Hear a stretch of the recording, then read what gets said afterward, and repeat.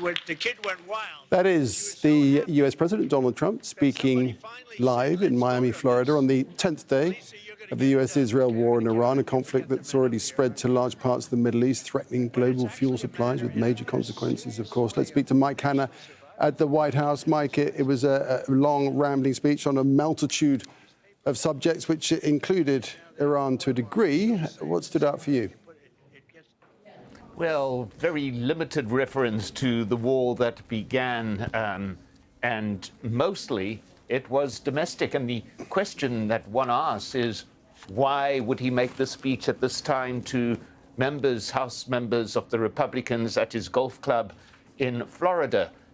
He is following the exact outline that he did in his State of Nation address, which was just last month.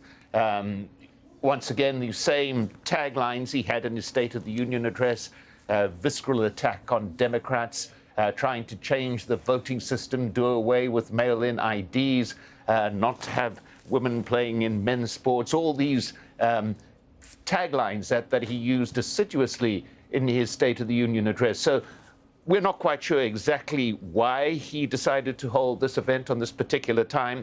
The fact that the war is underway would perhaps have created more attention in his speech to that, although he is expected to give a news conference or a speech shortly after this.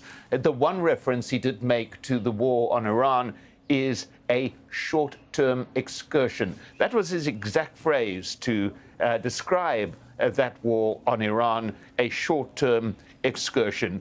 He also repeated his claim that his own intelligence services denied that if it wasn't for that attack in June last year on Iran's nuclear facilities, they were 10 days away, he said, from carrying out nuclear strikes against Israel and others. The intelligence services, his own, had put that time frame as completely incorrect. But once again, he did play around a little bit with that, saying that if that strike hadn't taken place in June last year, there would have been a nuclear attack within 10 days of that attack, and going on to justify why he decided to go to war alongside Israel, because he has been saying in recent days, members of his administration saying that Iran continued to develop nuclear weapons after, in his words, all their nuclear facilities were completely destroyed in those attacks in June.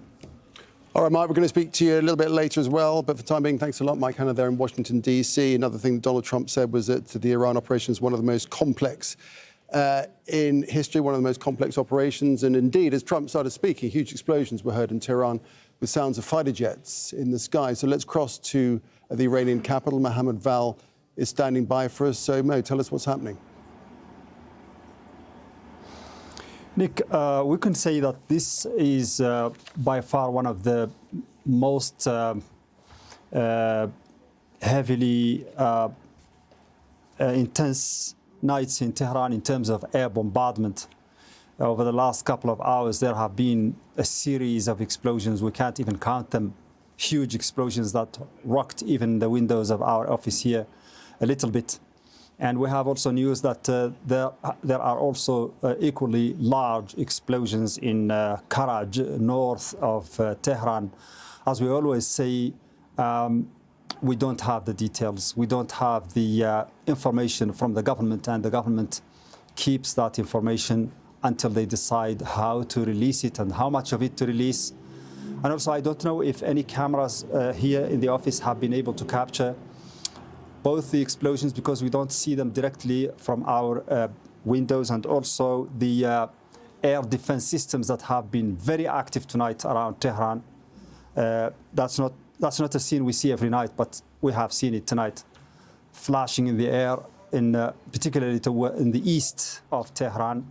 Over the day, there has been very intense bombardment in Isfahan that targeted the governor's office there, and also an ancient royal palace that is registered as a UNESCO heritage site.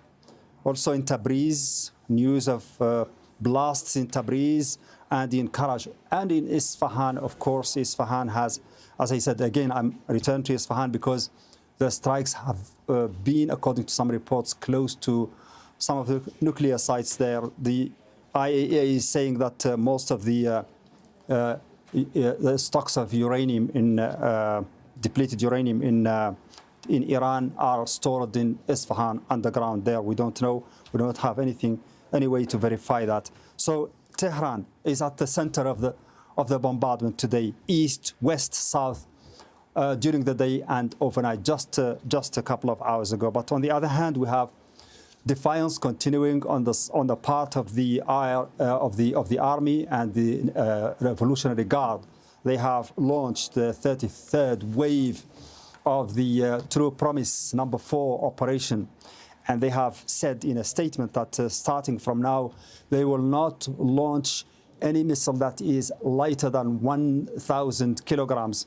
Some of those missiles have been launched against Israel, according to the information we have from the Revolutionary Guard, and they are talking about heavier and heavier missiles being launched on targets across the region.